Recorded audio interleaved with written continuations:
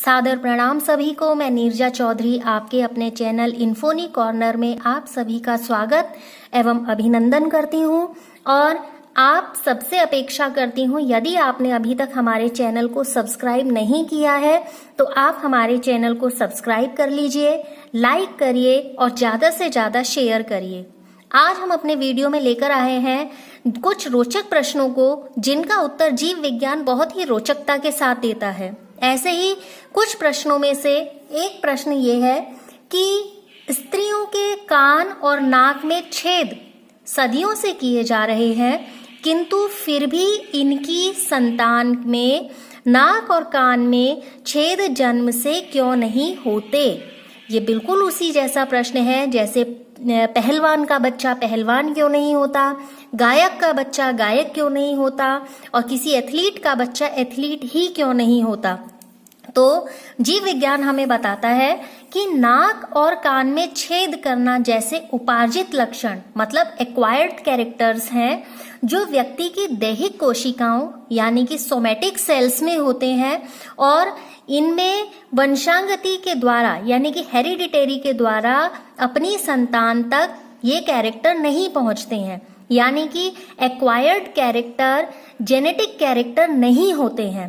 केवल germ cells में जो एक्वायर्ड कैरेक्टर होते हैं वही कैरेक्टर जेनेटिक होते हैं या वंशांगत होते हैं, यानी कि जो सोमैटिक सेल के एक्वायर्ड कैरेक्टर हैं वो वंशांगत नहीं होते हैं और जो जेनेटिक सेल के या जर्म सेल के एक्वायर्ड कैरेक्टर हैं वो कैरेक्टर क्या होते हैं, वंशांगत होते हैं, हेरिडिटरी कैरेक्टर होते हैं। इसीलिए वो कैरेक्टर कहाँ जाते हैं, एक पीढ़ी से दूसरी पीढ़ी में चले जाते हैं। अब जैसे गायक का उदाहरण हमने लिया, गायन एक्वायर्ड कैरेक्टर है, अगर ये कैरेक्टर जर्म सेल्स में होता तो नई पीढ़ी में पहुंच जाएगा, लेकिन ये क्या है, निपुणता है, ये अपनी योग्यता है और ये प्रत्येक व्यक्ति में अलग अलग होती है, तो इसलिए ये ऐसे लक्षण क्या होते हैं, वंशांगत नहीं होते। ठीक जैसे नाक और कान में छेद करना एक्वायर्ड कैरेक्टर है, इसलिए ये लक्षण क्या होते हैं, पीढ़ियों में स्थानांतरित नहीं होते हैं। दूसरा प्रश्न जीव जंतुओं से संबंधित है, यानी कि हम सभी जानते हैं केचुआ और सांप दोनों रेंग कर चलते हैं, लेकिन फिर भी इनको अलग अलग वर्गों में रखा जाता है। बहुत ही अच्छा प्रश्न है कि केचुआ और सांप रेंग कर चलते हैं तो अलग अलग वर्गों में क्यों रखा जाता है।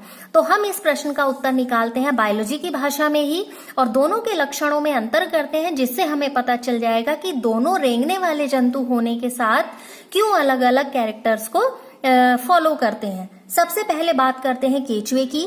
हम जानते हैं केचुए का शरीर जो होता है वो खंडयुक्त होता है, यानी कि बॉडी सेगमेंटेड होती है। दूसरा, हीमोग्लोबिन रुधिर के प्लाज्मा में घुला हुआ होता है।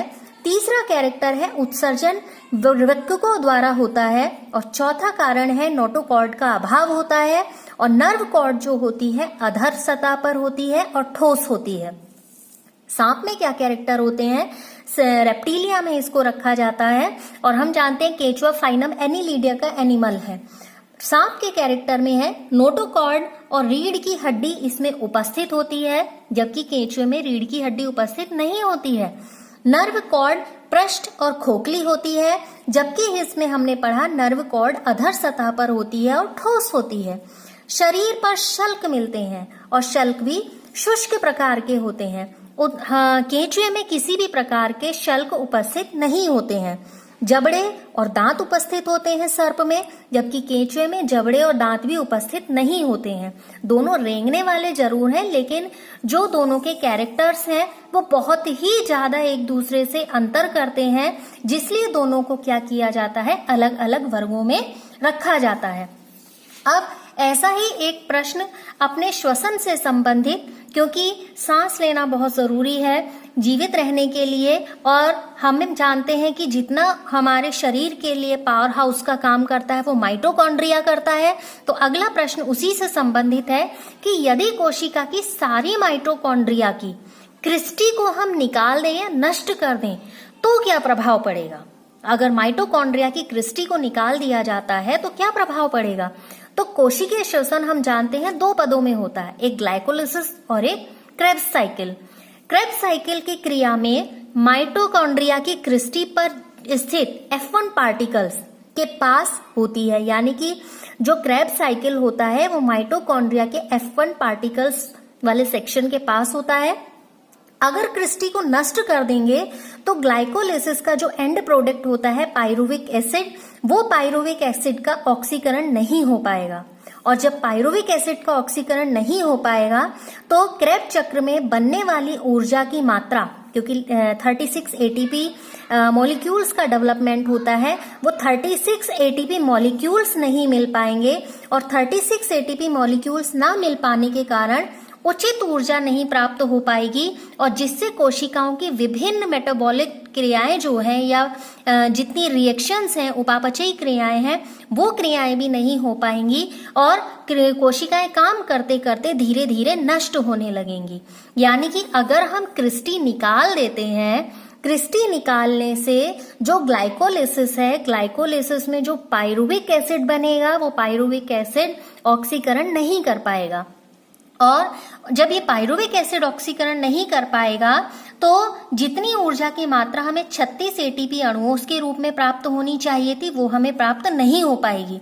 जब ऊर्जा प्राप्त नहीं हो रही है तो कोशिकाएं कार्य भी नहीं कर पाएंगी, और जब कोशिकाएं कार्य नहीं कर पाएंगी तो उन्हें कम ऊर्जा मिल रही है तो वो जल्दी क्या हो जाएंगी, थक जाएंगी और वो धीरे धीरे मरना शुरू हो जाएंगी और हमारे शरीर की कोशिकाएं धीरे धीरे नष्ट हो जाएंगी। ये जीव विज्ञान से संबंधित कुछ रोचक प्रश्न थे।